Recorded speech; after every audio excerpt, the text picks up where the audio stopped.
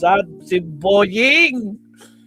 Nako, hindi na naman magugustuhan ng mga garapata to sigurado mga kakabsat, no? Meron siyang sinuspending kaalyado. Hindi lang kaalyado, kamista. Malamang alam niyo na mabsat, no? Grabe mabsat, grabe si Boying. Nako, Boying, bakit mo naman ginawa to sa mista ni Bato? Boying, tinuldukan ng mga pinaggagawa sa Senado ng mga kalyado ng pugante. Bato de la Rosa, mga kakabsat. Diyos ko po, Rudy. Diyos ko po. Ginalit nyo si Boying, mga kakabsat. Nagpa-presscon kanina. Tapos isasabay natin si Alan Cayetano sa kanyang live na mahilig na siya mag-conyen, ha? Mahilig na siya mag-live stream. Tsaka si General Torre, mamamsat, nagparamdam. Ha? Nagparamdam si General Torre ngayon. Ito no. Ito si General, naka-live si General Torre ngayon, mamamsat, ito. Nasa bilyonaryo siya ngayon. Mamaya ka sa akin. Mamaya ka sa akin, General Torre. Gusto natin marinig ang sasabihin ni General Torre, especially sa nangyari sa pag-aresto sana kay Bato at sa nangyari sa Senado. Tingnan natin, ha? Kung anong masasabi ni General Torre mamaya. Pero for the meantime, puntahan muna natin si Boying! Mamamsat, sa mga bagong pasok, shoutout sa inyo. Paramdam naman kayo sa chat box. May kausap ba si Maestro? Shoutout. Oy, nandiyan na pala si Roger Romero. Good day, mega love shoutout everyone, Maestro Paul. And watching from California, Ilocano, Loyalist. Mabuhay, BBM, sabi ni Kapsat. Roger Romero, shoutout sa iyo, Kapsat. Nandiyan din si Allen Valencia, shoutout sa iyo. Ayan, nagkamusta na sila ni Roger Romero. Mega love shoutout. At syempre, sa mga hindi pa po nagla-like dyan, like and subscribe. Wala pong bayad yan, Mabsat. Baka nakalimutan nyo na mag-like, Mabsat, ha? Baka naman. Alright, so, teka lang, i-share ko na nga to. Ay, na-share ko na. Okay na. Secured na yung next topic natin. Secured na. Okay na. Alright, so umpisa na natin to. Huwag na natin patagalin to, Mabsat. Boing, bawasan natin yung background music kasi medyo mahaba tong press con niya. Nasa 25 or 22 minutes. So, here we go. Boying, pasok. Ay, bakit nandun? Dapat nasa YouTube na pala. Di ba? Mas maganda to. Pag YouTube, pwede mas... I'm sure, meron din silang sasabihin tungkol dito. Wait lang. Umpisa natin. Walang cooling, Chris. Sabay natin panoodin ng buo, guys. Kasi ang napanood lang natin yung mga highlights eh. Yung mga sinibak niya, si Bato, si OSG, sino pa ba? Tsaka si... Basta lahat! Ito na, Mabsat. 11 minutes, 23 minutes. Bilisan natin. Mic testing, sound check. Okay, pasok. Ito po.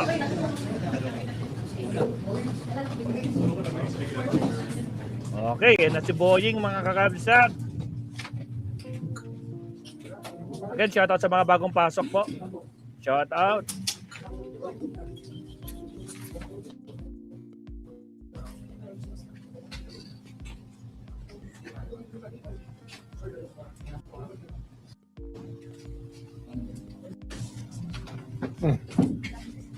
Magandang hapon sa inyong lahat. Gandang hapon, Ombudsman. I came here to announce that there was a recommendation and I signed for a 6 month. Grabe, umpisa pa lang. Introduction pala ito. Introduction pa lang yung pinaka-highlight na kagad. That there was a recommendation and I signed for a 6-month preventive suspension of the Sergeant at Arms of the acting Sergeant at Arms of the Senate, Mao Plasca, for what happened the other night, and it's just it's a preventive suspension meant to make things easier for us to get to the bottom of things. Kinakailangan kasi na papag-aralan yung pangyayari na naganap sa Senado nung 13 ng Mayo, nung gabi, at madaling araw kahapon lang yun, no? Madaling araw kahapon. Yes. Kung saan nagkaputukan at tila tumakas sa protective custody ng Boying, hindi daw tumakas. Umalis lang daw. Diyos ko po, Rodi. Senado si Senator Bato de la Rosa na merong warrant of arrest galing sa ICC. At yun ang mahalagang balita na inaanunsyo ko ngayon sa inyong lahat sapagkat kinakailangan kumilos tayo sa bagay na ito. Yung! 6-month microphone. Good afternoon po, Isa Umali po from DCWB. Gaano po katagal yung preventive 6 suspension? months. 6 months. 6 months. And nakausap niyo na rin po ba si Senator Sergeant at Arms Aplaska? Hindi ko pa kinakausap. At pero pinadala ko na ang order sa Senado para matanggap nila kagad sapagkat ang usapang ito ay napakaseryosong usapan. Sa isang opisina na itinatag ng ating saligang batas, ang mga pangyayaring ito ay hindi katanggap-tanggap. Lalo-lalo na na siya ay gumaganap bilang Sergeant at Arms at siya pa nagpaputok unang putok ng baril. It's worrisome if we allow this to go unpunished and just ignore it. We cannot ignore something of this magnitude. Sir, good afternoon. Yanes Kapati of GMA News Online. Sir, yung 6 months preventive suspension without pay, would that be correct? Ano ba yung nakalagay sa atin? Hindi. The preventive suspension, I don't know kung may pay or no pay. No pay. No pay. No pay. No work, no pay. Sir, meron ba siyang given the preventive suspension? Kasi ano yan can you appeal it? Pwede nga i-appeal yan. Kaya lang nag-iimbestiga tayo, hindi tayo pwedeng maglagay ng tao na maaaring maka-impluwensya sa mga bagay na kailangan nating mabungkal dito sa Senado. At syempre kaya nga tayo nagpe-preventive suspension para walang undue influence sa investigasyon. Kagaya niyan, yung usap-usapan sa CCTV, narinig natin, may sabina na rin tayong in-issue para ibigay sa atin ang CCTV na Senado nung gabing yon para makita natin ang buong pangyayari. Sana naman ay walang nawawala na footage sapagkat may mga may nawawala. allegations at may mga nagsasabi baka tinago na yung mga CCTV footage. Sana naman walang cover-up dito. Hi, Sir Camille po from TV. At ano yan, ang investigasyon nito, kasamang lahat, kasamang NBI dito na ating imbestigahan, kasama rito ang OSAA, kasama rin yung mga pulis na nagpunta roon sa lugar na yon para malaman natin ang buong pangyayari mula sa perspektibo ng gobyerno. Overall governance to Ito ay executive department, legislative department, at tayo constitutional body, kinakailangan, ito na ang talagang tungkulin na binibigay sa atin ng saligang batas. Sir, what about Senator Robin Padilla? According to General yun Aplaska, he was the last person na nakita sa CCTV na kasama po. Kasama yan sa investigasyon. Nako, Binoy, kasama kasama syempre ka. si Senator Robin Padilla at hihingi natin ang bersyon ng pangyayari sa lahat.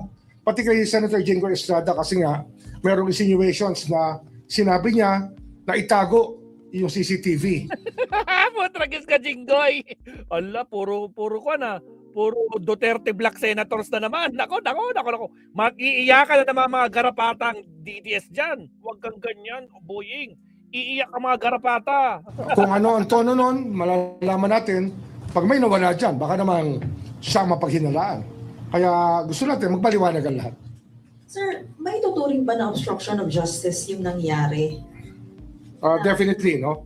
Kaya hindi lang yan obstruction of justice, no? Yung discharge of firearms is disturbing. Yung pakaputok ng baril. Nasa loob ka ng building. At ang yung pinuputukan ay law enforcement.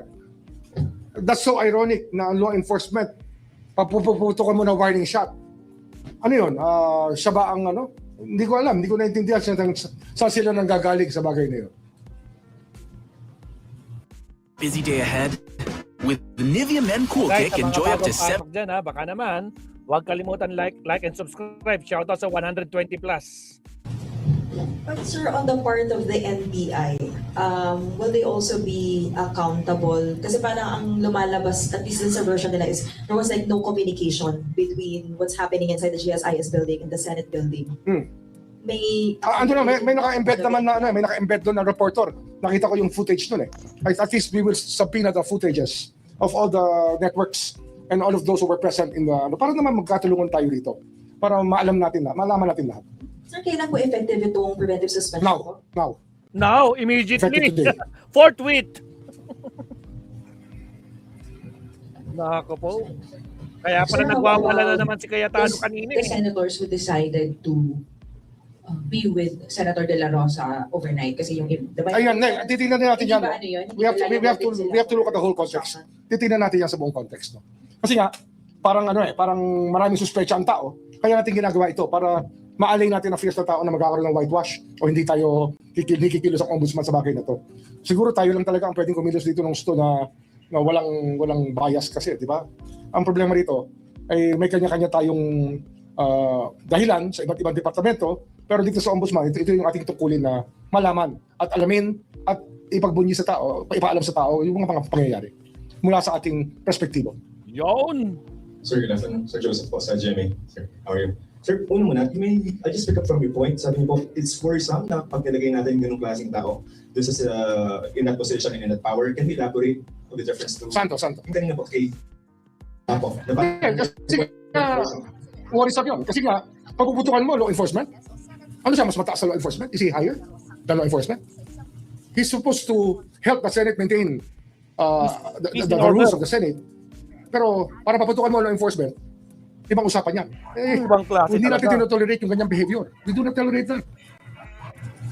So, sir, so technically, the ombudsman is conducting an investigation. Yes, into what happened. yes, we already formed a panel. We're actually, buo na ba yung panel natin? We're in the process of forming a panel that will be complete by the end of the day para mag-issue na kami ng subpoenas for next week. As early as next week, sir. As early as next week. Okay. For what possible violations? Marami eh. Di ba? Obstruction, sir? Obstruction of justice yung isa sa pinakamabigat dyan. Failure to maintain public order and safety within Senate premises. Action talaga sa ginawa nila. Sir, kaso ba yung pang-cuddling ng criminal? Ganun ba tayo? Cuddling at criminal. Yun din. Aiding and abetting a criminal. Or a fugitive from justice. Fugitive. At least marami yan. Marami tayong makikita ditong gross neglect of duty. Marami yan. Marami. You can throw the book at them. Kasi unforgivable para sa akin. Mahirap patawarin yung ginawa nilang yon na napapatok ng baril sa loob ng premises ng enclosed building. Mas lalong delikado yun. It could have hit somebody. I'm sure yung mga kapatid nyo sa hanap buhay, yung mga kaibigan natin sa media, many of them were shell-shocked by the kind of Trauma pa yung mga babae ruckus, na media caused by dyan. the gunfire. Hindi biro yon. Alam nyo, ang na-embed sa utak natin, sa consciousness natin pagka bubutok ang baril. Wala may gusto nun. Wala may gusto. Sir, would you like to comment on allegations or insinuations that it's a show? Stage? Well, we will find out. That's why we are conducting the investigation. There are allegations na ito ay ginawang moro-moro, scripted. Tingnan natin kung scripted ito. We will find out from the facts as we are able to gather everything properly. Sir, last on the... So we will ask our friends from media to submit their own affidavits para ma-narrate nila yung pangyayari together with the footages that they took. So parang announcement niyo, sir, considered na parang notice na to? Yes, notice na rin sana yan sa mga kapatid natin sa media. Notice natin sa buong OSAA. Kasi OIC lang naman yan eh. Yung mga OSAA na career, I'm sure, meron din silang sasabihin tungkol dito. Mga career people. For the meantime, last question. So, sir, if there's going to be an investigation, can we get a list of those who will be invited maybe for... You can imagine it already. Kasi nga, the senators. Senators. Kasama senators. We will have that day with them. Nakausapin sila para malaman natin. Out of due respect also to the positions. So, if you can name the senators that medyo nasa lista na. Everybody was present. Majority. Everybody was present. And those who came before and after. Para malaman natin lahat. We will ask them. We will ask our friends in media. We will ask the PNP. We will ask the DILG. We will ask the NBI about this. Baka maka-overlap lang to sa DOJ investigation, but we can deal with that. I will talk to the Secretary of Justice. Kahit i-joint namin to na investigation, pwede. Wala akong problema ron. Kaya nga syempre, the NBI is under the DOJ. Baka mas maganda kung dito talaga nakasentro yung investigation, but they will be assisting us in that regard. Yun muna muna sa Okay? Alright. Sir, meron po ba tayong update on the filing of flood control or infrastructure cases? Maraming nangyayari. Many things are happening. Maraming nahihinog na. At you will find out in due time. Within the month, marami kami ipa-file. Within next month, marami ipa-file. Merong mga tingin namin, mahihinog pa na early July. Pa-file din namin. Pero tuloy-tuloy yan. Hindi tumitigil ang trabaho rito. People go to work here every day to precisely to attend to that. Kasi nga, yun ang trabaho namin. That's the job that we swore to undertake when we accepted our positions here. Sir, kaunti lang. On the subject of the legality or the validity of the arrest warrant, would you like to comment on the conflict? If it's conflict, There's a presumption of regularity based on 9851, Republic Act 9851. It is for the court to stop it because it's the executive's function to serve it. okay. Uh, Pero sir, yung sinasabi nila na parang medyo 9851 and then the Rome Statute of Article 58, 59. ano yan? Wala yan. The Rome Statute will not apply here as much as 9851. Because, Because wala na yung Rome Statute does not anymore apply to this case. This is a very purely local matter. Hindi ito nagpupunta sa ICC. Ito dito sa ating bansa. because we're not a member of it anymore. Well, that's one reason. Yeah. So- But 9851 is the prevailing law.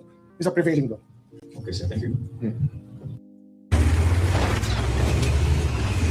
Again, shoutout sa inyo yung lahat. Magandang gabi. Huwag kalimutan mag-like and subscribe. Okay? Sir, meron po ba kayong bagong request for PHTO? And if you can name it, name it. Hindi, wala pa kaming request. Pero marami kami binabantayan ngayon. We're guiding a lot of things. We're in constant touch with our investigators who are also in touch with the AMLA, with the Anti-Money Laundering Council, so that we are on the track of, we're trying to follow the money.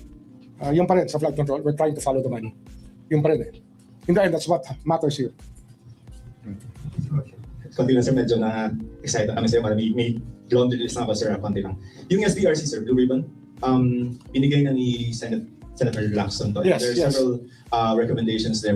How are you going to use the report? No, we will validate everything. It's a guide to us. It's a guide for us to use. Not necessarily adapt. Not necessarily adapt, because we have to find out through our own sources. And of course, we have to follow the evidence. So yung special panel of investigators which allegedly issued recommendations already, can we get an update on it? And if you're going to What do you mean? What special power? on the kay Speaker Martin? No, basta ongoing ang work dyan. Ongoing ang work. It's a very active case right now. Every day, we're working on the case. Hindi kami tumitigil. No subpoenas forthcoming. We have issued subpoenas, but we're not revealing the persons in the receipt of the subpoenas. Because, let's put it this way. What we are up against is big money, who can afford all the lawyers and even their own private investigators, who may want to throw a monkey wrench into the judicial process. So we have to play with our own by our own rules for us to be effective in this job. Sir, kung may subpoena, may PI na tayo. Andiyan na yan. Papasok na yan dyan. Kasi sa subpoena power naman, kahit sa fact-finding, we have subpoena powers. Sir, Evan Alvarez po from UNTV. Balikan ko lang po yun sa PHTO. Since si Sen Cheese po meron ng PHTO, are we looking na rin po ba na mag-file ng complaint sa AMLAC para po ma-freeze yung assets niya? We're on that. We're working our way through it. Yeah. Sooner or Sooner than later. Pero so yung kailangan speaker sir, wala pa siya sa TI level. Malapit na rin. Yung unang kaso niya, nandiyan na. Yung money laundering, nandiyan na. But there are other counts of money laundering that we're filing before the other main cases that we file. May main case pa yan eh.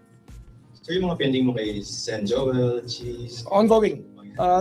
Kaya lang, we don't want to get lost in the, we don't really want to din out the noise of impeachment. Impeachment is a constitutional process. As we are a constitutional body, we give due respect to that process. Kaya ayaw namin makihalo sa ingay ng impeachment.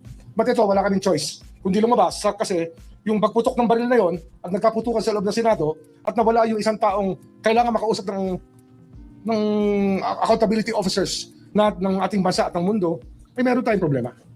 Diba? Kailangan lumabas kami dito sa bagay nito. Kung hindi lang nangyari sa Senate, hindi ako lalabas dito. Kaya lang, ito, urgent itong nangyaring ito. Kasi nagkaputukan nga eh. Hindi natin pwede palampasin itong pagkakataong ito na merong taong sinasabi sa law enforcement, mas mataas ako sa inyo, pakaputok ng baril sa kanila. Sino siya? Anong karapatan niyang gawin yun? Diba? Mas mataas ka sa law enforcement. Sino ka? Not even the president will do that. Who has the power? Not even us. Nobody here can say that or do that. And when you try to be above the law, then you have a problem. So on that, sir, sa dapat na mas naging akmang action po sana ng kusa doon sa sitwasyon na yun. Kasi even the They should have kept the peace. Ikaw unang papapatok, ano yun? Di ba? Ang Sergeant at times pa? Ikaw mag-uumpisa? Kung baga sa away, ikaw nagsimula eh. Di ba? You caused the commotion by discharging a firearm. Discharging a firearm is very dangerous. It could have hit somebody. Nasa first floor ka ng Senate. Di, sa level na yun, pag pinutok mo sa baba, may tao. Pag pinutok mo sa taas, may tao. Eh pag ricochet yan doon, di ba tinamaan na naman? Buti na wala tinamaan. Hindi naman kailangan baril yun eh. Tsaka siya yung unang-unang nagsuot ng bulletproof vest, yun ang report sa akin. Oh, talagang meron talagang intention. Yun nga, yung tinitingnan natin, iniiwasan natin, yung magkaroon ng script yan, na it was all a ruse. Yan ang mga allegations ng tao, kaya dapat we go to the bottom of it. Para wala nang speculation, let's study what happened and hear it from people who were there. Ombudsman follow-up lang din po kasi may mga speculations na stage, palabas lang. Exactly. Exactly why we have to investigate. Kasi nga, we cannot accept the fact that if this was staged, then by who and who were in cahoots. Di ba? Okay, thank you. Oh, Yun. Action na po ba? Sabi po ni Senator Bato, thankful daw, Di ba rin tapos? thankful daw po siya sa inyo kasi nabigyan niyo daw po siya ng early information about the ICC. Kaya nagtataka ako sa kanya, naging chief PNP siya, tumatakbo siya sa batas. Kumarap siya. Ba't ginugulo yung mundo eh? Dragis. Ay, Boying, nagpapasalamat na siya sa iyo. Si Bato, napugante, nagpapasalamat kasi binigyan mo siya ng tip, kaya siya nakapagtago. Huwag mo na siyang boljakin. O, sige, go. Isa pa. Oh, Action na po ba kayo? Sabi po ni Senator Bato, thankful daw po siya sa inyo kasi nabigyan niyo daw po siya ng early information about the ICC. kaya nagtataka ako sa kanya, naging chief PNP siya, tumatakbo siya sa batas. Humarap siya. Ba't niya ginugulo yung mundo eh?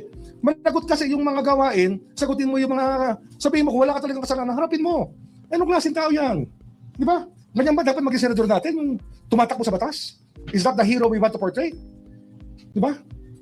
Managot siya, harapin niya lang ang mga paratang at sagutin niya na maayos kung wala talaga siya kasalanan. Flight is indication of guilt. Di ba? That's the very basic tenet of criminal law. Flight is an indication of guilt. Okay, thank you. Sir, last na lang po. Sir, last na. Sir, if ever lang po na, I know investigations pa naman po yung mangyayari, but if ever mapatunayan na stage, na scripted lahat ng nangyayari, ano yung mga kaso na pwede nating isang... Obstruction of justice sa pinakamabigat dyan. I think sa ngayon. Including senators. Well, whoever is found to be in on it. Diba? Okay, thank you. Thank you, sir. Pinagbigyan na kayo ni Boying. Mga kakabsat, okay na. Huwag na masyadong ban. O ngayon, mga kabsat, puntahan natin kaagad si General Torre.